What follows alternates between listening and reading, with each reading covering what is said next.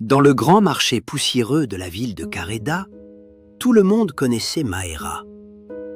À 50 ans, son dos était courbé par les récoltes, ses mains fendillées par la terre sèche.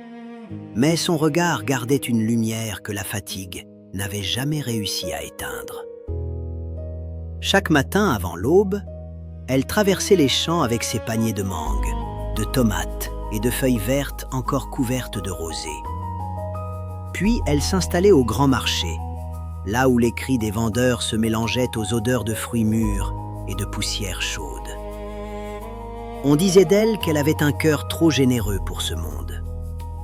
Mais dans ce même marché, un autre visage attirait aussi les regards. Grand, élégant, toujours vêtu de chemises impeccables et de chaussures brillantes comme des miroirs. À 40 ans, il marchait avec l'assurance d'un riche commerçant. Il parlait fort, riait fort et répétait sans cesse « Mes hommes travaillent déjà sur un gros projet » ou encore « L'argent va rentrer bientôt, très bientôt ».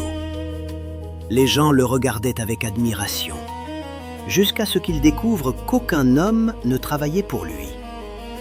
Mais il dépensait comme un roi. Chaque semaine, il empruntait de l'argent à quelqu'un de différent.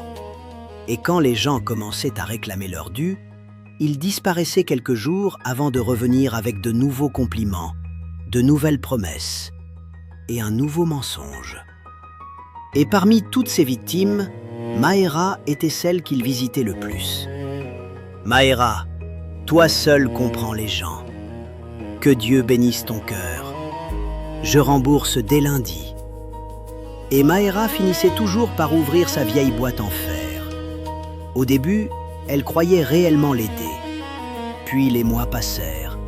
Les dettes grossissaient. Pendant ce temps, Mahera vieillissait plus vite que les saisons. Elle travaillait sous le soleil brûlant, revenait avec les jambes tremblantes et comptait chaque pièce pour survivre. Cette nuit-là, Mahera rentra chez elle plus tard que d'habitude. La pluie tombait violemment. Son petit-fils était malade depuis plusieurs jours et elle avait dépensé presque toutes ses économies pour acheter des médicaments. Quand elle ouvrit sa boîte en fer, il ne restait presque rien. Elle s'assit en silence et soudain, une pensée terrible traversa son esprit. Combien de fois ai-je vidé ma force pour quelqu'un qui refuse de se lever lui-même? Elle repensa à Darel, à ses vêtements coûteux, à ses repas dans les tavernes, à ses promesses sans fin. Le lendemain matin, le marché bourdonnait déjà de vie quand Darel apparut. Il s'approcha de Mahera avec cette voix douce qu'il utilisait pour séduire les consciences fatiguées. « Mahera, juste un petit prêt, une urgence. Je te rembourse cette semaine. » Mais cette fois, Mahera ne baissa pas les yeux vers sa boîte. Elle le regarda droit dans les yeux. Puis elle dit calmement « Non. » Le sourire de Darel vacilla. « Comment ça, non? Je ne te prêterai plus rien. » Le marché sembla ralentir autour d'eux. Même les vendeurs voisins cessèrent de parler. Darel éclata d'un rire nerveux. Sa voix était ferme, plus ferme qu'elle ne l'avait jamais été. « Je travaille jusqu'à saigner des mains, pendant que toi, tu dépenses ce que tu n'as jamais gagné. » Le visage de Darel changea brusquement. « Après tout ce que j'ai traversé, tu me juges maintenant ?» Mais Mahera secoua lentement la tête. « Non, je refuse simplement de continuer à porter un homme qui refuse de marcher. » Ces mots frappèrent le marché comme un coup de tonnerre. Darel sentit les regards. Pour la première fois, les gens ne voyaient plus un homme important. Ils voyaient un homme vide. Humilié, il quitta le marché sous les murmures. Les semaines suivantes furent difficiles pour Darel. Très difficiles. Les portes commencèrent à se fermer. Les vendeurs évitaient ses flatteries. Les commerçants réclamaient leurs dettes. Même ses anciens amis cessèrent de l'inviter. Car lorsqu'une personne généreuse arrête de protéger un mensonge, tout le monde finit par voir la vérité. Au début, Darel réagit avec colère. Il accusait les autres. Il insultait Mahera. Il disait qu'elle avait détruit sa vie. Mais la faim possède une voix que l'orgueil ne peut pas faire taire éternellement. Un matin, plusieurs mois plus tard, les habitants du marché aperçurent quelque chose d'incroyable.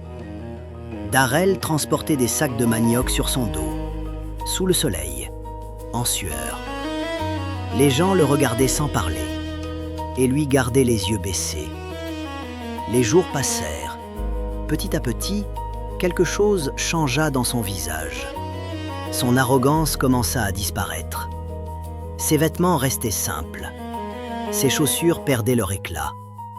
Mais ses yeux, eux, devenaient plus vrais. Un soir, alors que le marché se vidait, Darel s'approcha doucement de Mahéra. Elle leva les yeux avec méfiance. Mais cette fois, il ne souriait pas. Il posa quelques billets froissés devant elle. « C'est une partie de ce que je te dois. » Mahéra resta silencieuse. Darel avala difficilement sa salive avant d'ajouter. « Tu étais la seule personne assez courageuse pour me dire non. » Le vent fit trembler les bâches du marché. Puis il murmura.